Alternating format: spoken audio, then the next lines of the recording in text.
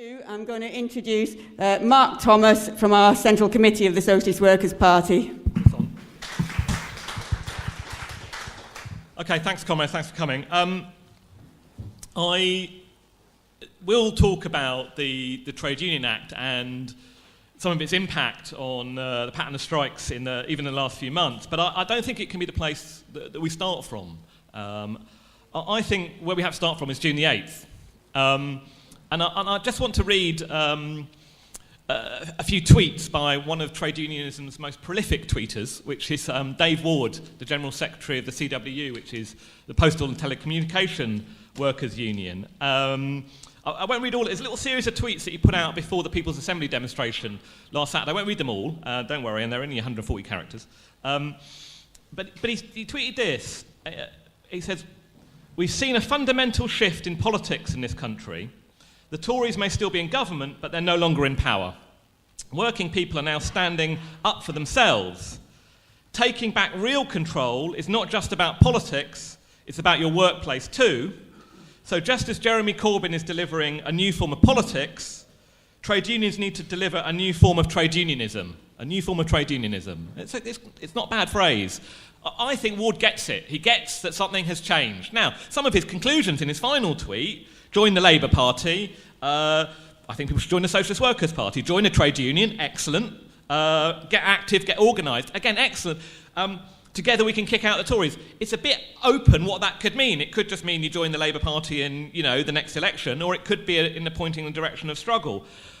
But I think, so we might want to go further, but I think we have to, the very first thing is raise ourselves to that level, that something fundamental has changed, that we have to link what's happened politically with what's going on in the workplace, and that means there needs to be a completely different approach in terms of trade unionism. That seems to me our starting point. The key development that we've seen is a sense of a surge of confidence. The way I put it like this, I think millions of people in Britain have always felt anger towards neoliberalism, the inequalities and so on, but for too long, especially in the absence, and we have to be honest here, of big struggles, especially big strike waves and so on, I think that feeling too often that you're a bit isolated, that it's just you shouting at the television and no one else, everyone else buys it, but you don't. When you have nearly 13 million people voting not just for a left-wing leader of the Labour Party, but also a manifesto which, to be honest, is very similar in many of its essentials, not the details, it's essential to the kind of things that most trade union conferences vote for each year, suddenly I think there's a feeling, you know what, I'm not on my own. And the most important thing about the election is that people's sense of the horizons of the possible has suddenly been transformed. What's that mean for our trade unions? That's what we have to grapple with. It's a new challenge, there are new possibilities, a new potential. It cannot be in that situation just business as usual. And we can't assume that we're just going to get the same old results and nothing's really going to change and we won't fight and so on. I don't think that can be our starting point at all. And it does mean a challenge to the often quite entrenched pessimism that shapes how many of the trade union officials, and sometimes, let's be honest, some of the activists who've had to struggle to hold union organisation together over the last 30 years, we have to challenge that pessimism, bring some of them with us, argue with some, maybe push some aside, and so we have to, there has to be a completely new approach. That we all know this. I'll just reiterate: the election was a rebellion against austerity. Many people have always suspected that there is a magic money tree somewhere in corporations and the boardrooms and the Cayman Islands. And I'll tell you what, the government has done something very, very dangerous. You see, the deal with the DUP to prop up the government, 1.5 billion, it's not just the obvious hypocrisy, there's money for that but not for nurses, that is so dangerous. There's a fundamental problem, which is if you spend 7 years saying that austerity is a kind of regrettable necessity, like we're really sorry, there just isn't the money, and that this is a kind of ideological argument that you pound out. If you then suddenly say, oh, on this occasion it's discretionary and a choice, to me it's like the moment in The Wizard of Oz, where they pull aside, oh, it's not an impersonal God that you have to pound, it's just a human being that you can argue with. It's a dangerous moment for a government. It's a dangerous moment. And I think that, a lot of comrades have said to me, people in the workplace were livid about this. It creates a sense it doesn't have to be this way. Secondly, I do think the anger around Grenfell has also sharpened that mood. That the poor die because they're poor in one of the richest boroughs in the country, that sense of the sheer contempt and indifference of their side towards ours. This is the price of years of cuts, neoliberalism, deregulation. So we have a moment of incredible anger with a new sense of hope. What does that mean in the workplace? I think what we have to grapple with, and I don't want to pretend it's easy, but this is what I think this meeting has to be about, and it has to be one of the themes of Marxism. It's something that every socialist, and especially every trade unionist, has to think about, is how can we translate that political mood into the workplace, and how can we begin to address that and begin to do it? And I want to talk about three things. I want to talk about a contradiction, what I'm going to call a paradox, and a new hurdle, which is the Trade Union Act. The contradiction, again, I think it's obvious, and I've said it at other meetings, but I want to spell it out. They always used to talk about the two wings of the labour movement, the political wing and the industrial wing, the trade unions. We now have an extraordinary situation where one of those wings, Labour, is seeing a huge surge of dynamism and growth. If you look at the election, 12.9 million people voted for Labour. There are currently, according to the government's figures, 6.2 million trade unionists. Even if every single trade unionist voted Labour, which probably isn't the case, I'm sure most did, maybe slightly less in Scotland and so on, some people, but huge numbers of trade unionists were voted. That means there's at least 7 million people who voted for that program, not in a trade union. If you look at the ratio between the two, it's the biggest gap between a Labour vote and the member of trade union since the 1945 government. I haven't looked further beyond that. That tells you something quite significant. It's also quite a challenge. It also seems to me an opportunity.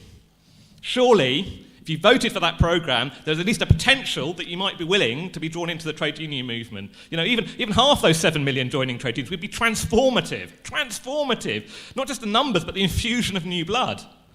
But this isn't the picture currently in the trade unions. I mean, what are the kind of debates in the unions? The unions worry about falling membership. I mean, in the midst of the Corbyn surge, the government put out its annual report of trade union membership. It's for 2016. Union membership had relatively stabilised at around 6.5 million for 5 years. The drop had stopped. For last year's, but the figures came out during the election campaign, over 250,000 trade unionists less. It's fallen again. Trade unions worry about lack of engagement of members. One reflection of this is the kind of turnouts that we often see in internal union elections. So the Unite General Secretary election, which when you think was bitterly polarised around the question of Corbyn or opposition to Corbyn, was, unlike most union elections most of you have ever been in, is on the radio, is on the television, is in the newspapers. More people you would think would know about it. The turnout was 12.2%, right? That's not unique. So there's problems of lack of engagement amongst members. And that worry that every trade unionist has about our young people being drawn into the trade unions. Now, I think when you had a situation when the Labour Party had similar problems, it's much easier to slip into the argument. It's just something that's changed in the outside world. Maybe it's precarious work, decline of factories, it's the global, whatever it is. We know all these arguments. But when you have one wing of the movement beginning to surge forward, but not the unions, I think the argument actually that this is a subjective question, that it's about politics, that it's about leadership, it's about whether there's a vision and whether there's a fight, becomes much easier to put forward. And this, it seems to me, is what we have to really focus on. The enormous political upturn, which is what I think we're really seeing in Britain, this huge wave of radicalisation, its current focus, the centre of it, the locus of radicalism, is around politics at the minute. It's not currently in the workplace. How do we drag it into the workplace? Because after all, it's an obvious point, it's the same people. The people that are, at Glastonbury, I mean, there's ridiculous stuff, cheering Jeremy Corbyn. People saying, it's all middle class. Huge numbers of working class people go to Glastonbury. I recognise quite a few PCS members on my Facebook page who are having a good time at Glastonbury. And they won't have been the only ones, right? But all of those people will be in workplaces. Vast majority will be working class, right? So it's the same people. How do we take that forward? So that's the contradiction that we face and we have to overcome. Secondly, the paradox. You see, I think there is an important paradox to recognise, but also to see how it could be changing, which is that we now face, I mean, you can read article after article, Larry Elliott in The Guardian's written some good stuff on this, but there's lots of, the squeeze on pay that we're seeing is without precedent. I mean, they say, is it since the Napoleonic times? Is it since the 1920s? But I'll tell you what, Chris Harman, the late Chris Harman, who used to be the editor of Socialist Worker and so on, used to say that they used to talk about incomes policies, pay squeeze by the government, and he used to say they could do it for 1 year, they could do it for 2 years, but they couldn't do it for 3 years. It'd just be an explosion. We've now had 7 or 8 years of this, so this is new territory. Now, it's uneven. In the immediate wake of the recession in 2008, it's private industry it's hit hardest since 2010. It's been the public sector with a complete freeze and a pay cap. It is certainly true that amongst some private sector workers, especially where better organised groups of workers have sometimes won inflation or above inflation and so on, although only 14% of private sector workers are in the unions. That's huge numbers that won't have had that experience. Nonetheless, this is the picture of an unprecedented pay squeeze. Here's the paradox. We are now seeing in Britain employment levels rising. Some people argue, it's certainly the highest level of employment since the 70s. We're heading towards, not quite, but towards full employment. Now, why isn't that, historically, that always translated into pressure on pay? Partly because the bosses had to start bidding for workers, and partly because workers started to think, they need us, there's more people coming into work, we've got a bit of muscle. We've not so far seen that. Now, but partly it's, people talk about it's temporary work and zero-hours contract. That's true, although I wouldn't overstate it. Huge numbers of people are employed on permanent contracts and so on. I think it's to do with the weakness of the unions, that erosion of collective strength that we're seeing that explains how the bosses have got away with this. But that paradox is now coming under this political pressure in just the last few weeks in a way that I think we haven't seen before and opens up huge possibilities.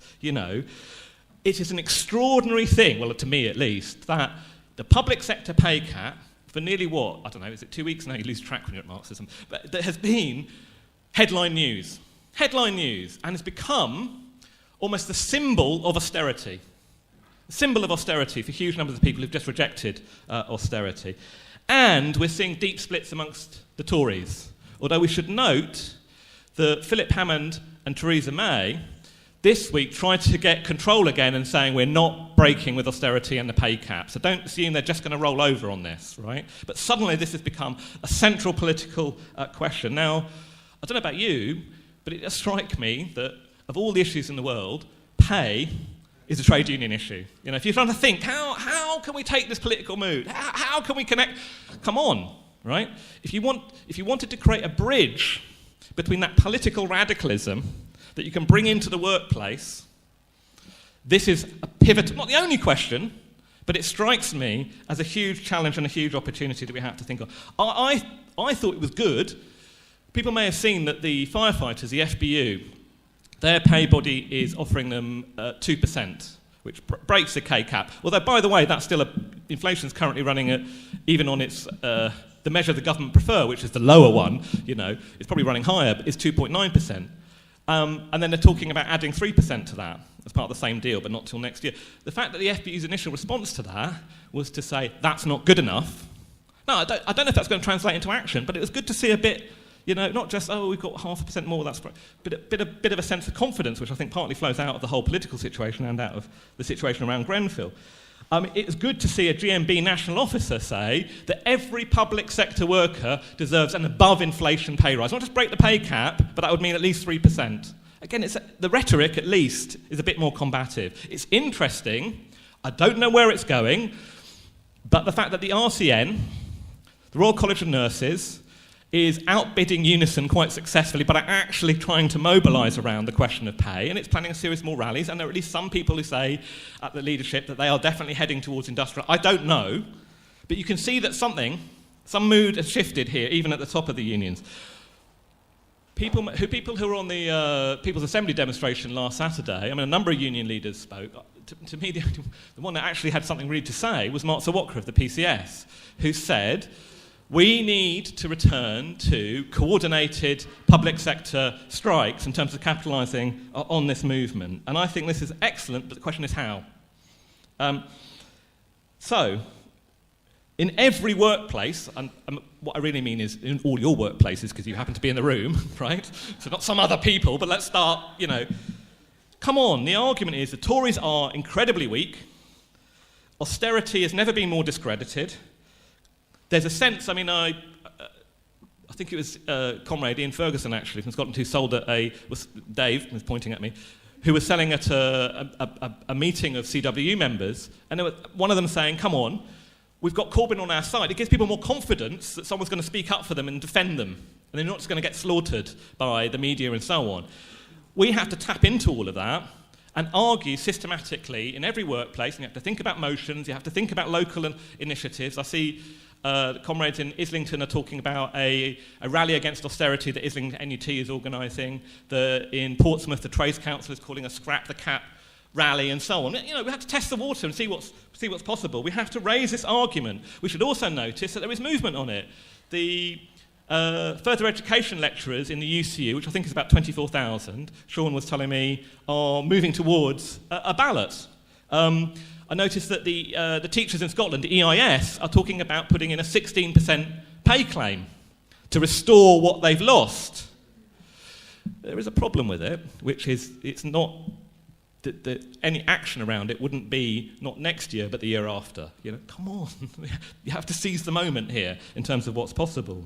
And one of the challenges we face is the gap between where so many union leaders are, and this new mood that I think has emerged amongst numbers. You can't really understand why we aren't striking. It is not a good sign that just as the government was being rocked over the passion of the pay cap and it's hitting the news, the Trade Union Congress, the umbrella body of trade unions, the TUC, who had quietly announced a rally in Parliament Square, Britain needs a pay rise for next Monday, which isn't enough, but would be a start, at least in saying a signal, then cancelled it. It's literally the Facebook cancelled, right? Now, there's some talk it's postponed and so on, but I wouldn't say it's the most inspiring way to seize a moment in terms of it. So we're facing this gap here. Again, Len McCluskey of Unite did an interview with the Morning Star ahead of the demonstration, the People's Assembly demonstration last week, which really says, people say, should the unions do more? It's very difficult. It should be a general strike. Well, not bad, Len, but it's very difficult. We asked others, they didn't want to do it. And really the tone of it is, and this is the great danger, we've almost got a Labour government. We've almost got a Labour government on our side. Wait for Labour. This is the question. Are we going to capitalise on the new sense of confidence and hope in order to be active and to shift the level of struggle, or is it going to feed into a wait for deliverance from above? This is the contradiction that we have to try and intervene in. Therefore, as part of moving forward, you have to connect with that mood, but you also have to think of concrete steps. I thought the demonstration was good last Saturday, very good. There's lots of very angry, lots of very new people. It didn't feel to me it exhausted the possibilities. If the TUC was to organise the kind of demonstration it did in 2011 around pensions with 500,000, I've seen Unison with a block of 100,000 on a demonstration, right? This seems possible in the autumn and would in turn lift the potential and lift the sense of the mood. We have to constantly apply pressure to fight for these things. I understand there's been at least some discussion raised about the idea in London of a demonstration of teachers and nurses, and I would add firefighters, and then say everybody else should pile in behind it.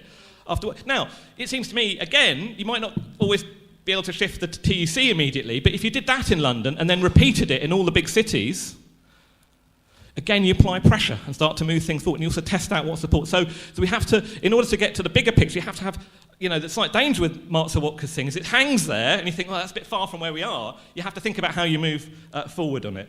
I also think there is a danger with the 2011 template of coordinated public sector strikes, because a number of trade unionists, Mark Zawatka's argument, the danger is the argument says we're up for it, the problem is the rest.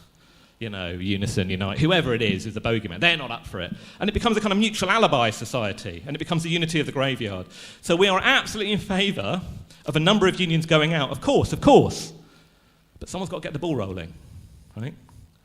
UCUFE, they're trying to get the ball rolling. EIS and Scotland need to get the ball rolling a bit faster. But this has to be the argument of our union. If the others won't come on board, someone has to start some movement here. So that's the paradox, but you can see it's under pressure, right? And there's a hell of a lot of anger out there. So this is the situation. What's the hurdle? The hurdle is the new Trade Union Act.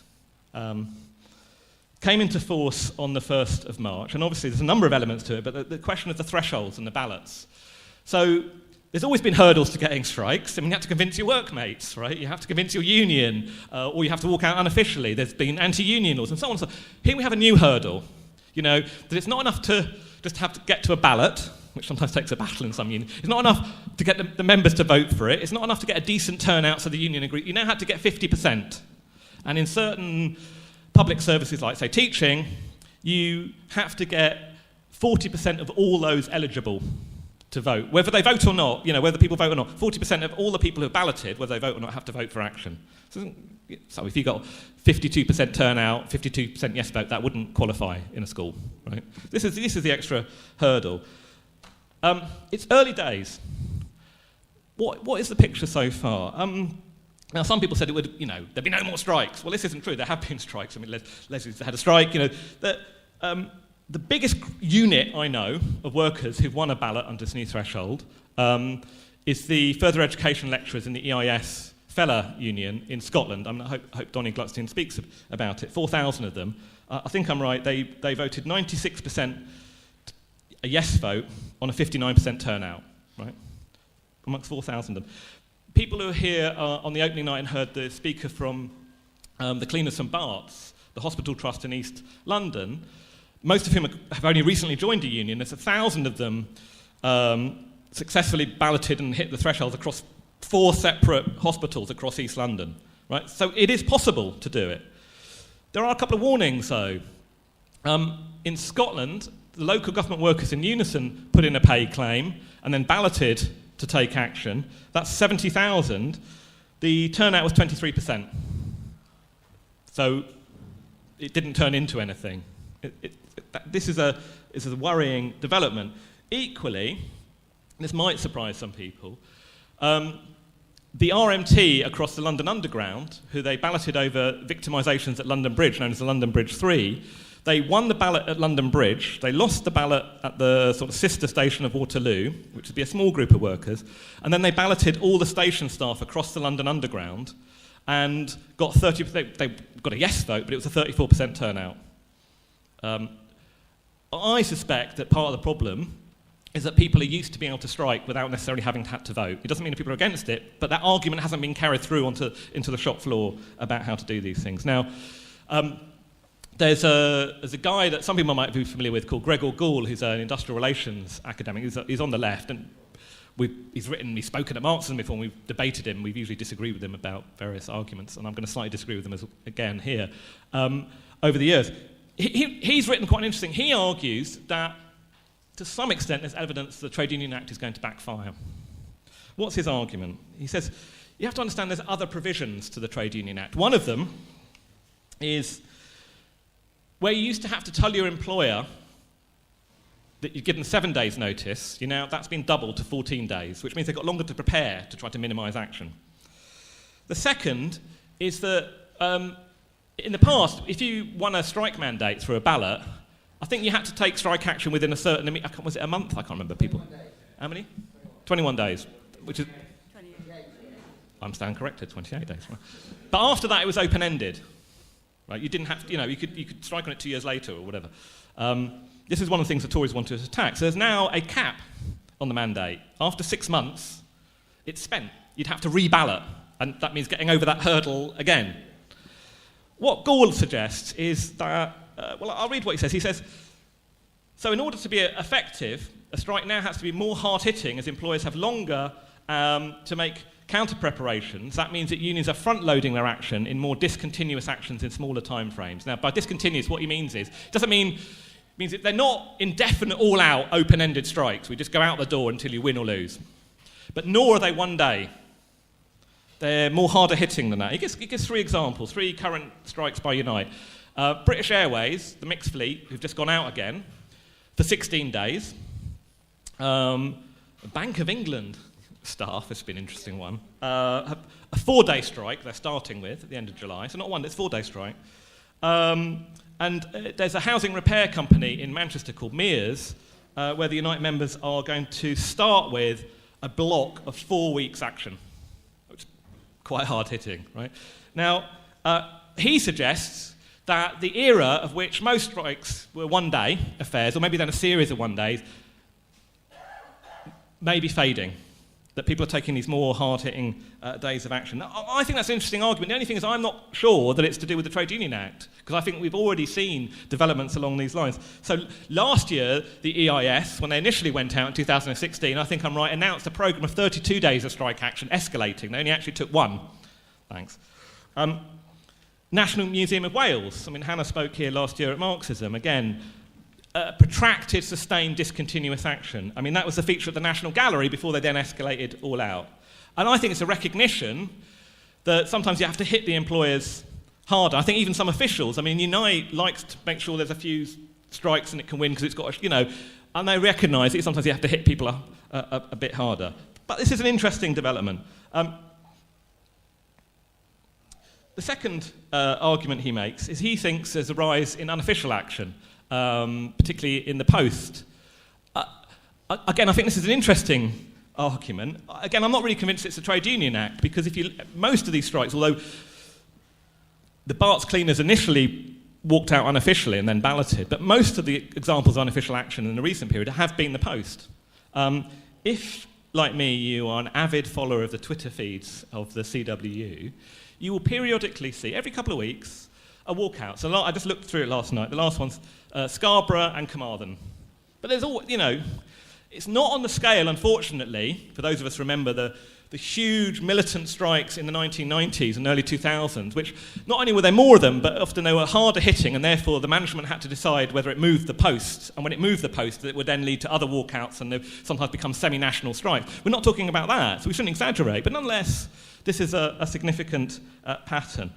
I'll just make 2 points. One is, I think it is worth saying, on the question of kind of more hard-hitting action, whether it's been caused by the anti-union laws or not, I certainly think it's a very useful argument. If you're about to go into a dispute, in terms of your members and your officials, I would say, as well as hitting management hard, come on, we've got to give them 2 weeks' notice, and we've got to resolve it within 6 months. Let's go out for longer and hit them harder and announce a whole programme of action. It's a useful argument for anyone to use. And secondly, it's worth just saying, isn't it, about the post, there are these walkouts. Nobody's been taken to court. I mean, so confident are they, so far anyway. I mean, Dave Ward tweets support for these walkouts and sit-ins and things like that. So that's worth knowing when people worry about the trade union laws and so on. But come on, what's our biggest problem? Our biggest problem is very simple. There are too few strikes. Too few strikes. And we now have this extra hurdle of the thresholds to overcome if we want to get to especially large-scale strikes. If you have a higher hurdle, there's only one response. It is you have to have a stronger and more dynamic leap to get over it.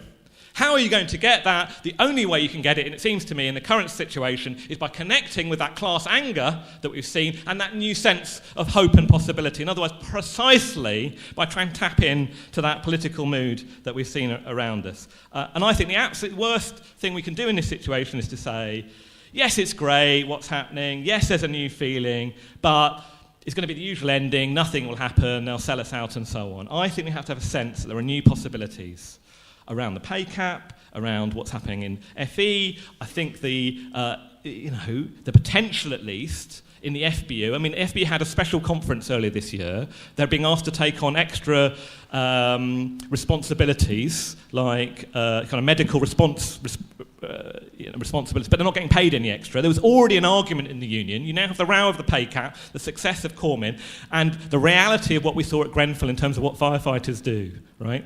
This seems to me, in terms of the prospects of getting some action in the FBU, are surely much better. The potential is there. I think we have to agitate over pay. The absolute worst thing that will happen is that large numbers of your workmates and other people in the union will agree with you. And you have to then start to say, how do we organise to put pressure on? But what might happen is we might start to put enough pressure on that we begin to shift things. And don't rule out that all the union leaders don't understand the need sometimes to shift and move and so on. It's not true they just won't do anything. Therefore, we have to go in and fight for the maximum of what's possible and think what initiatives that we can take. It's also worth noting, I've talked about the CW earlier, CW is gearing up for a fight. We'll see where it goes. People may have heard Mike Gosby, young CW member, talk about at the meeting the other night about a new generation of trade unionists, about the 4 Pillars campaign, about things they're fighting. The crucial one is pensions. They're going for their pensions. They're also going for the area reps, who are the spine, in many ways, of the union. This is a big challenge to the union. Again, on my Twitter feed, what you see is workplace meeting after workplace meeting after work. I mean, the last one I saw was in Todmorden, which is a tiny, right across the country, as well as reps meetings in the big centres, where they all clench their fist at the end of it. Now, we'll see. It's quite interesting. We talk about the thresholds. The CW, who I think has a degree of workplace organisation that it's maintained, I think it's eroded a bit after the last deal, but it's interesting. They've had 3 national ballots since 2007. And each one of them has smashed what would now be the threshold, with turnouts in the 60%. 67%, 66%, 63%. There's a possibility, and in a context in which Corbyn in the Labour manifesto talked about the renationalisation of the post, a dispute in the post over pensions can be framed, quite rightly, as a revolt against privatisation and could be explosive. So there are possibilities occurring. I want to make 3 more quick points before the chair rightly insists that I shut up. The pay cap is not the only political issue. I think it's the obvious front on to make. It's not the only one. You have to constantly look for opportunities. Grenfell. I mean, schools actually, I think, across the country had a Green for Grenfell Day where they raised solidarity. I think it's especially now, in spite of the horror of what people are they're beginning to form a campaign. The idea, say, right across West London, or strict to West London, everywhere, that you can get speakers in and raise solidarity for the campaign and so on, and bring these issues in. And then, by the way, how safe are our schools? How safe are our council houses? How safe are our hospitals over fire regulations? This is an issue that can be taken up everywhere. Around anti-racism, we've talked a lot about this. This is still a crucial issue around Prevent, around freedom of movement. Again, how do we raise these issues inside of our unions? And how do we build bigger anti-racist networks around things like Stand Up to Racism? The comrades at Unison Conference, working with others, organised a fringe meeting, Stand Up to Racism fringe meeting, followed by a Love Music, Hate Racism gig. They got this year, they did it last year, which is good. This year, it's on a much bigger scale, 27 branches, 3 regions, which I think is a quarter of all the regions in Unison, sponsored the meeting.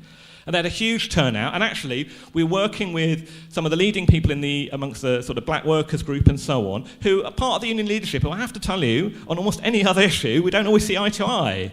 But rightly, we work with them over the question of racism because you're trying to create a bigger anti-racist culture.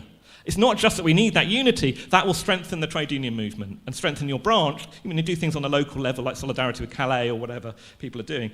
It's quite interesting. USDOR, right-wing union, 4th largest in Britain, hostile to Corbyn, the leadership, takes anti-racism quite seriously. They have their own anti-racist campaign. They keep a little distance from the rest of the left, called No Room for Racism.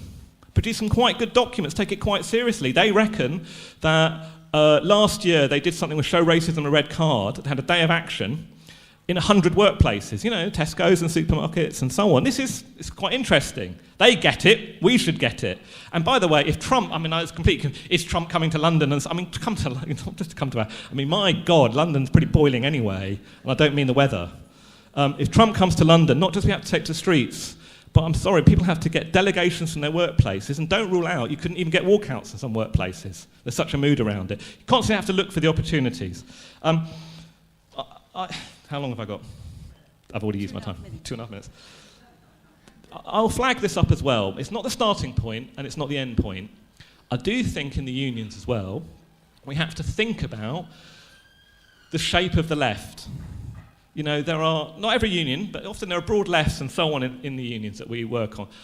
Are they fit for purpose in terms of attracting the kind of young trade unionists who are at Glastonbury? Are they open and democratic? Are they just, of course they'll be about elections, that's the reality at the minute. Are they more than that? We have to think about trying to shape a left that can bring in new groups of trade unionists, have a bigger network that can put more pressure on, better organising the workplace to try and shift things along. That's a task for us.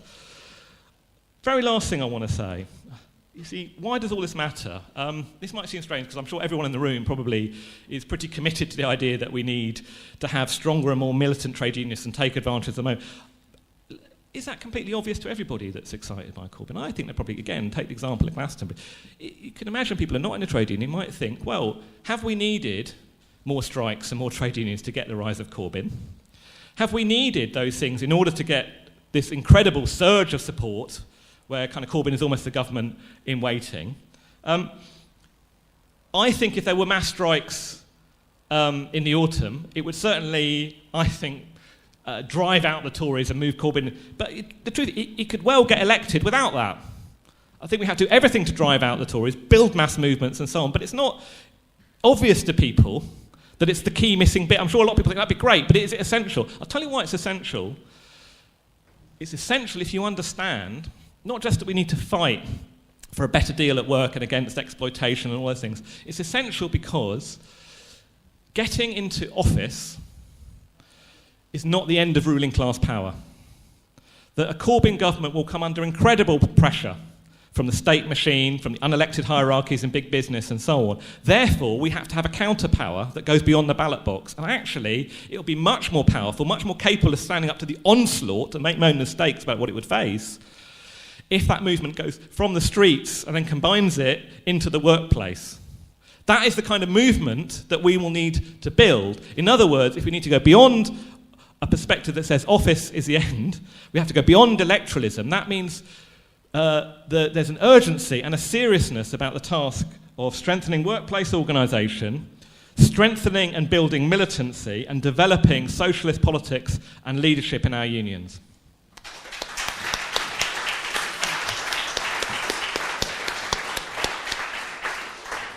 Thanks very much, Mark. OK, now open to contributions to the floor. Please keep them to a maximum of 3 minutes, and if you do reach 2 minutes, I will tap on the microphone.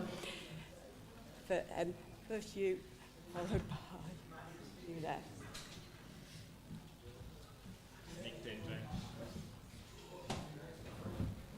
Jane Aitchison, Joint National Secretary of Unite the Resistance, and I've got to go for a train in 5 minutes, but I'm desperate to say this. I think the unions have been really slow. I think it's disgraceful. I think in reality, they're so used to Labour losing and then waiting for Labour again, that they weren't ready for this. They were all ready to wait for another few years and to let Corbyn do all the work for them, actually. And so they've been caught unawares by the tremendous mood that's built up. And I think really, they want to look at themselves in a mirror. They want to look at themselves in a mirror and see the way that our members are now seeing trade unions, which really, it isn't very good, to be honest, brothers and sisters. And if necessary, we'll have to get that mirror and hold it up for them. And that involves all the work that I know everybody's doing. I know PCS, we've got comrades putting in motions at the next National Executive Committee, which I'm sure Mark Sawaka will support. I'm not sure that everybody will support them, but I'm sure that we'll move towards that. I know many of the executives are doing exactly the same thing, but it should have been more immediate. We should have had emergency executives everywhere to be putting forward these motions so that the TUC could pull their finger out and get on with it. In terms of Unite the Resistance, I think we're at a very exciting point. We've formed Unite the Resistance to put pressure on the unions after 2011's pension strike. Now we can use Unite the Resistance to put pressure on before, and that's really important. And I'm really looking forward to that work, and I know you'll be wanting to get stuck in with that, brothers and sisters. And there'll be news coming out very soon about how that will work. But I think if it's a no-brainer in terms of the threshold. All our members would want to strike about pay. We're all absolutely skint and totally oldified. Public sector workers or private sector workers, it makes no difference. It's a unifying thing. But the idea that you can strike, a massive strike, like the pension strike in the autumn, have that strike about pay, absolutely popular, and at the same time bring down this shitty government. My God, what a winner. Onwards and upwards.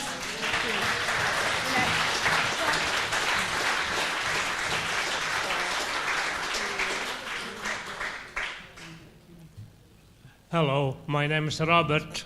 I'm a Unite staff side rep at St George's Hospital in Tooting, and I was pleased to be on a picket line on Tuesday at the Royal London Hospital, where we did win the ballot threshold. We had a 3-day strike last week. We're going to have a 1-week strike next week at Royal London, Barts, Mile End, and I think it's Whipps Cross. Picket lines from about 6 in the morning. But the problem is we need solidarity. Basically, to keep a strike like that going, we need to learn the lessons of Grunwick. We need to learn the lessons of the miners' strike. The miners' strike was kept going because we had the miner support groups giving money for years, and they need support. And the reason the ballot threshold was won because they had activists and full-time officials going around every day. They were at Barts. I think they were at Royal London in the morning, Barts in the afternoon every day, just building for the strike. And over the past few months, they've recruited something like 600 or 700 members and 8 reps. That's the way you do it. You do it from the bottom up. You build a network of activists. You do it not from the top down. You do it from the bottom up. And if the trade union bureaucrats don't back you, you stand alone. And we got to learn the lessons of the Back-to strike, where basically you had wildcat action. You had actually activists going on building sites and taking members and non-members and closing sites. And that's where you've got to go. If we can't win within the law, we've got to go for wildcat action and go back to the old days and flying pickets.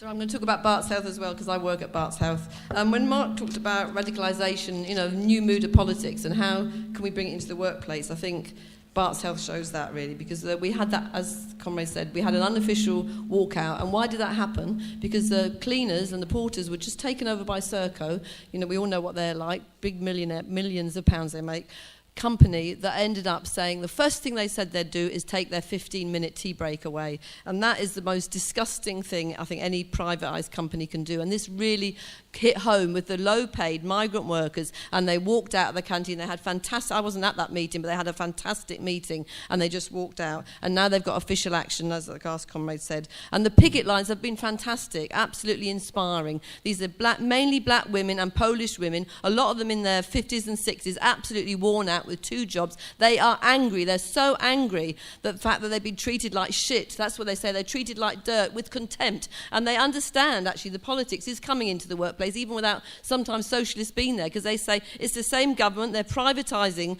the NHS. We want to keep the NHS. Not only do we want to fight Serco for our pay, we want to get rid of any private companies that's in the NHS. And that's one of the things they were arguing for. And on the picket lines, they were singing, stand up for our rights to Bob Marley music. The workers united will never be defeated. That was their slogan. We marched from Mile End all to the London. And that's what we were singing. I thought, oh, wow, I haven't done that for years. Absolutely inspiring. And I mean, the other thing is actually, they don't see it just as a fight for their pay and for their conditions. They do see it as part of a wider movement. Some of them were talking about Grenfell. They say it's the same people treating working class people with contempt. That's how they treat us, and that's how you make the links. And I'm in Unison and still in special measures 3 years down the line. So the way you have to raise opportunities, you have to get around that. So we set up a Stand Up to Racism group. We've got a Stand Up to Racism banner, Defend the NHS. We'll have that on their picket lines this week for another 7 days. And that's how you pull people around you, and that's how you end up really being inspired. And the solidarity, and the last thing I want to say is that the Unite rep from there came and spoke at the rally, and he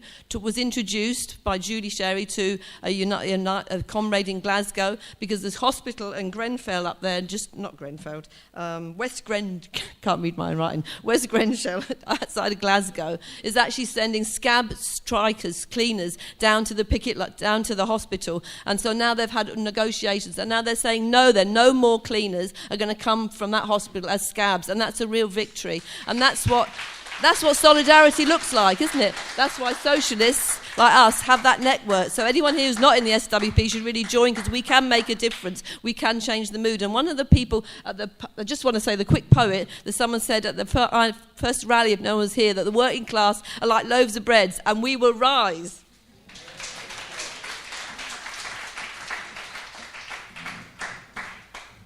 My name's Arthur. I'm from Lincolnshire. I'm retired. I'm a member of Uniting Community Union. I'm a Labour Party member. Why should we have a Tory government telling us when we can strike and when we can't? Why should we be told that we can't join a trade union? If there were no trade unions, guess what would happen? All you people would have to go to a lawyer and a solicitor. That's why we have trade unions with health and safety laws to protect you, protect employees, workers' rights, rights for everybody, legal matters that concern you. That's what we have trade unions for the working people. And I don't give a damn about this Tory government. What I want is legal rights for you people in the audience, trade union members, to be treated equally and properly. Racial equality for all union members, for everybody. And that's the way it should be. We need to get rid of this Tory government because they are absolutely appalling.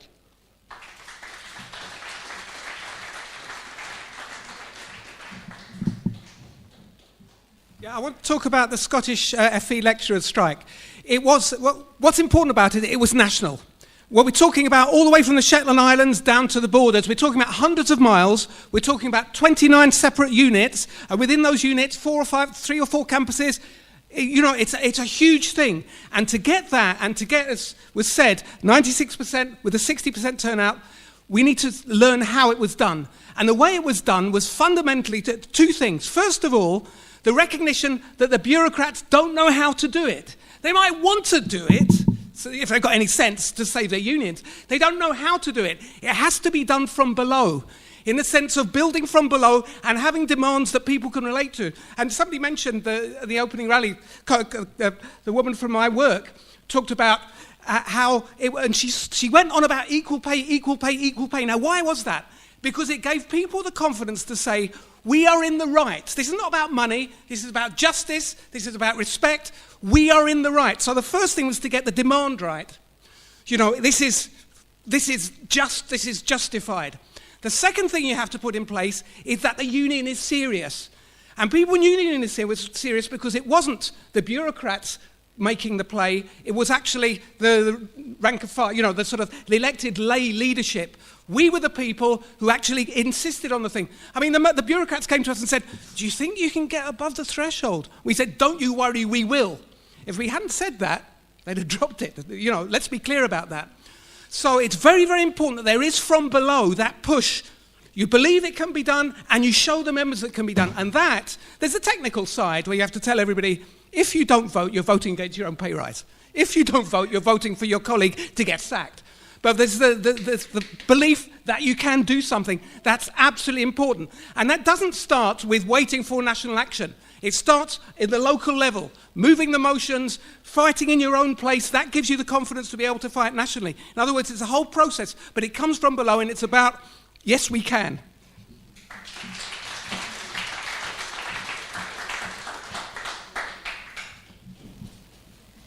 Hi, I'm a member of Unison and I'm a steward within my branch. Just with what was being said before about the Labour numbers and votes going up, but yet trade unions are staying pretty much stagnant, really. I think the way that what's helped with the Labour Party is the youth vote.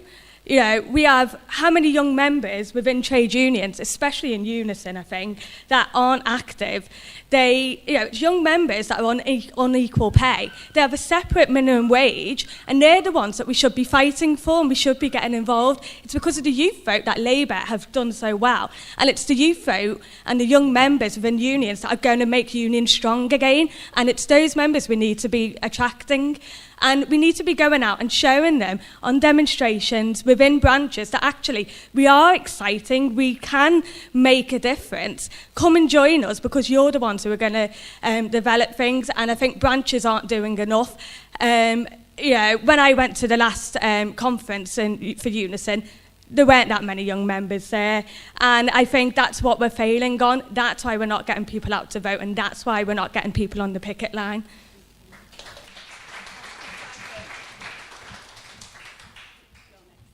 Just a question for Mark. Do you think Corbyn will repeal the Trade Union Act when he becomes Prime Minister?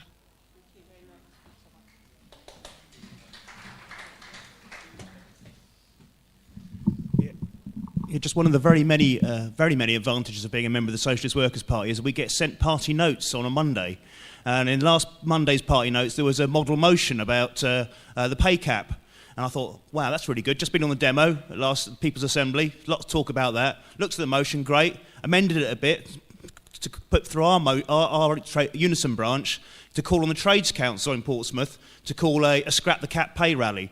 Our Unison branch, fortunately, had changed its rules so that we can vote on our stuff online, so we didn't have to call a meeting. We put it round, got it agreed, got it to Trades Council last Thursday night, unanimously passed. People absolutely livid, you know, to have a situation where you have Boris Johnson talking more in the national media about our pay than the TUC and our trade union leaders. People are absolutely livid that, you know, we're the trade unions and all of this. So we now got a scrap the cap pay rally a week on Saturday in Portsmouth. Now, that gives us a chance to go to our workmates, it gives us a chance to go to the RCN, to go to the firefighters, and I also will be at Tolpuddle next weekend as well, so we get a chance to collar some trade union leaders down there, try and get them to come to Portsmouth and speak at the rally. I think it's got a real potential. I also think we have to argue about the issue about strike action and the Trade Union Act. You see, I think one of the lessons of the general election is that if you have an insurgent type campaign, you can win, and that's what we need to do in our ballots. What we need to do is have big pay rallies. What we need to do is use social media. What we need to do is inspire people. That's the way we're going to get a sufficient turnout to meet the trade union bill. Lastly, I think one of the other things is, if we don't quite get the turnout that we need for the Trade Union Act, I think the Tories are in an extremely difficult situation to use the law against us. For them to turn round and tell us, you haven't got a mandate, you must be having a fucking laugh. Your government has no mandate to exist. How dare you turn around and tell us we can't go out and strike? I think everything is to play for. Mark's absolutely right. The potential is there. We have to strike now. Use the initiative, take advantage and fight.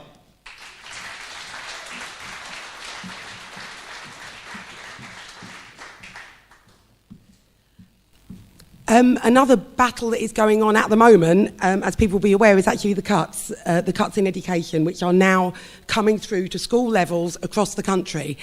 And what was interesting is our management put forward, about 3 months ago, quite savage cuts, going for the poorest in the school, sacking the black behaviour mentors, basically, but also attacking our terms and conditions. So when we ask the question, what happens in the election if things change and we get a Corbyn government, everything changes, doesn't it? And our head had to go, oh, yes, we'll reconsider. Then the election result came in.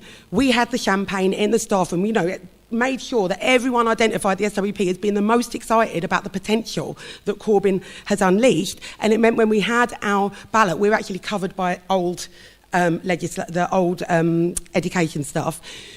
Of 105 people, 80 voted. Of the 80 voted to strike. So it was completely, the political mood feeding into our strike was absolutely clear. The Tories are weak. We call our head teacher the Gambot. I'm not going to give any more name of her name, but it fits quite well. And actually we had a 1 day, then 2 and 3. First day was enough for her to go back massively on everything. There were complications because it's Unison members who were the ones who were being attacked the most, and they were not able to vote on the strike. So we have had a partial victory. People's heads have felt really high, and now it's like, but we're going to have a Corbyn government soon, so don't do it. It fed directly into actually the industrial struggle, so we did well.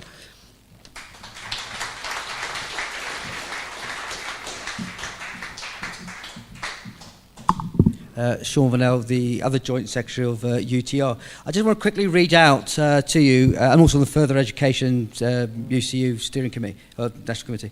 This is the report from the full-timer, who we, as you can imagine, have to battle every year about fighting pay. We can't fight pay because it's a waste of time, nobody wants to fight it, this kind of stuff. His report says this: the implementation of the sector conference motion on pay to take industrial action takes place in a wider context, not least the improved political situation as a result of the general election and the continued rise of inflation.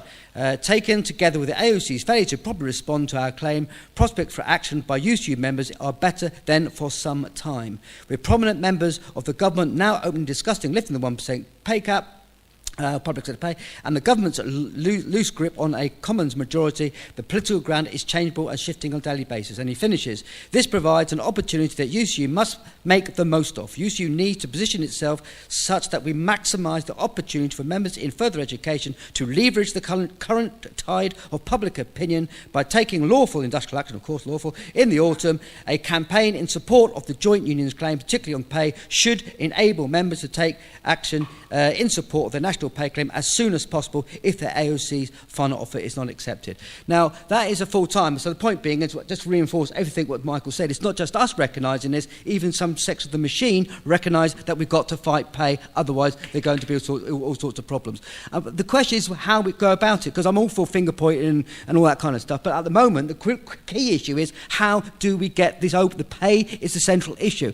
The initiative, what the comrade from Plymouth talked about, absolutely. Can we get a Unite the Resistance meeting in London in the next couple of weeks where we can get a few trade union people on it? Even if we get 20 people in, I don't really care. It's the right thing to do. And therefore, everybody, seems to me, wherever you are, needs to say, in the workplace, have we got a branch meeting? Are we passing the motion we set up? And so on, to try and push this argument upwards. And the argument about the threshold, can it be got? I don't know. We're going to have to try. It's not going to be easy. Of course it's not. But can it be done? Yes, if it's connected to the kinds of political atmosphere which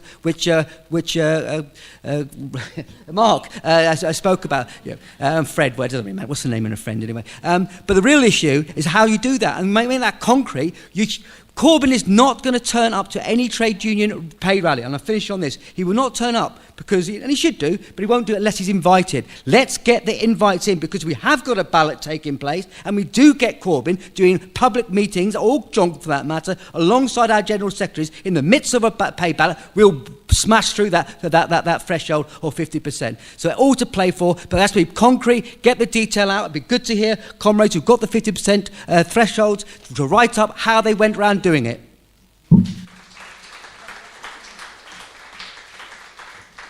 Yeah, Mark here's an avid follower of Dave Ward. I'm an avid follower of Dave Prentice, partly because someone has to be. But the gall of the man astonishes me sometimes. But I think it's very interesting in light of what Sean just said there. The bits of the machine also understand that this is what's going on here. I've been fascinated to follow the process through Unison conference, basically. There was an NEC meeting. Karen Reisman, I don't think she's in the room, but she reported to yesterday's Trade Unionists for Corbyn meeting at Marxism that she couldn't quite understand what had happened in the Unison NEC, that there'd clearly been a debate over the question of pay and so on. The outcome wasn't very clear. Apparently that's not that unusual on the Unison NEC. But interestingly, an email went out from Dave Prentice which said that we have to have a summer campaign over the question of pay. We have to have industrial action, political action over that question. We need Unison members to rise up.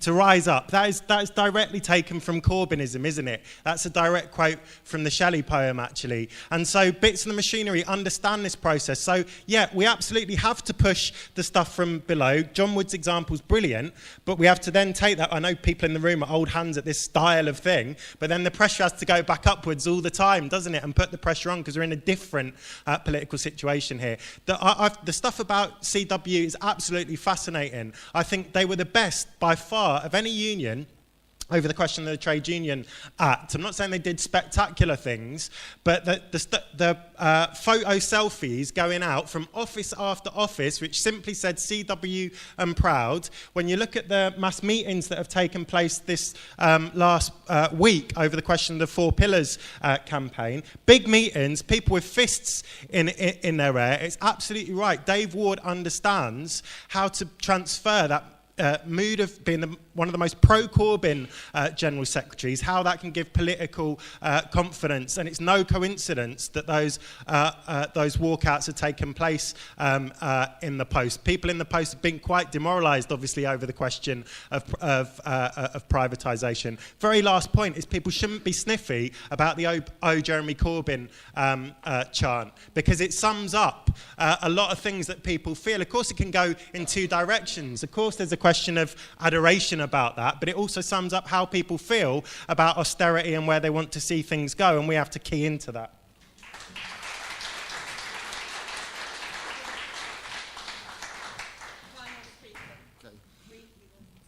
Yeah, I mean, as far as I'm aware, there was a commitment in the Labour manifesto to repeal the Tory Trade Union Act. So, if we get a Corbyn government, that is something that hopefully will happen. But obviously, we may well take pressure from below.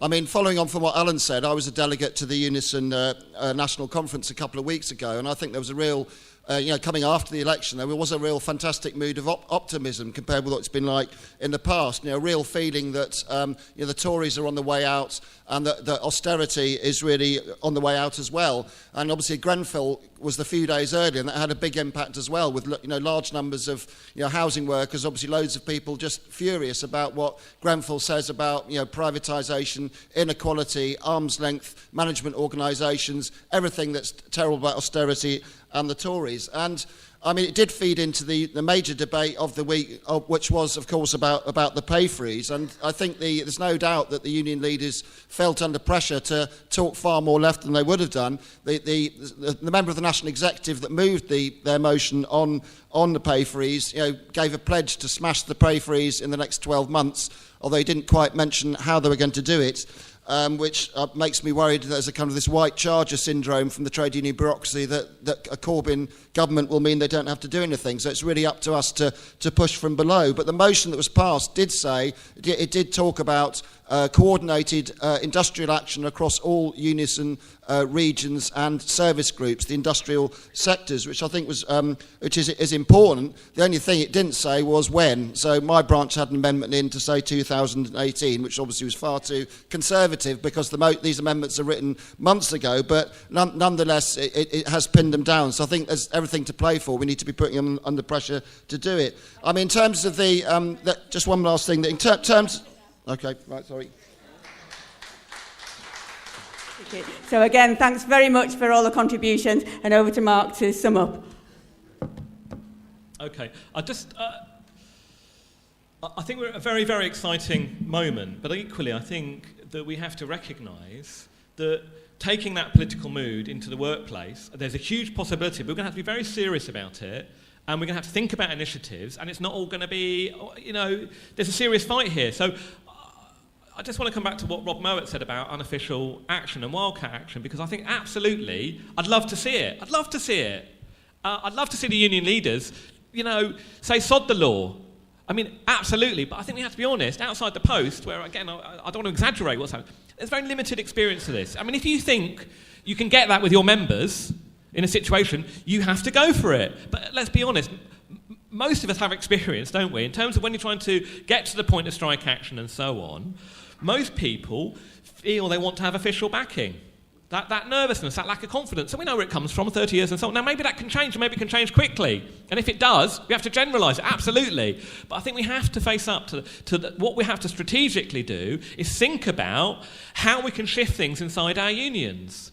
And don't assume that we can't shift things. We have to work out ways to apply pressure. When our union leaders move, we have to exploit those opportunities and try and push beyond them. We've always talked about moving with and against, right? This is what it means. And it's not just a question of denouncing them.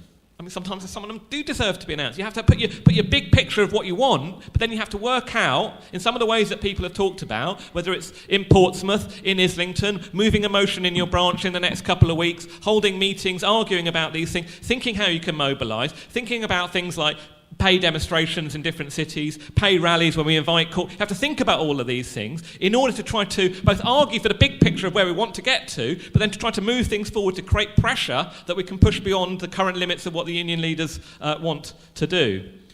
I do want to come back to Claudia's question about will Corbyn repeal the Trade Union Act. Well, it was in the manifesto. I'd be shocked if it is not in the next manifesto when they whenever the election may or may not be. So I think it's pretty likely. I mean, it would be quite a breach with the trade union movement not to implement that. But, there are bigger questions about all the trade union legislation. We weren't in a great situation before the Trade Union Act. There's a whole raft of trade union. We want all of those laws to go if we're going to improve the potential of working people to organise. And I think the most important thing we have to be absolutely clear about is that the implementation of a manifesto. I mean, the Labour's manifesto is not for the expropriation of the bosses. I mean, it's a programme of reform.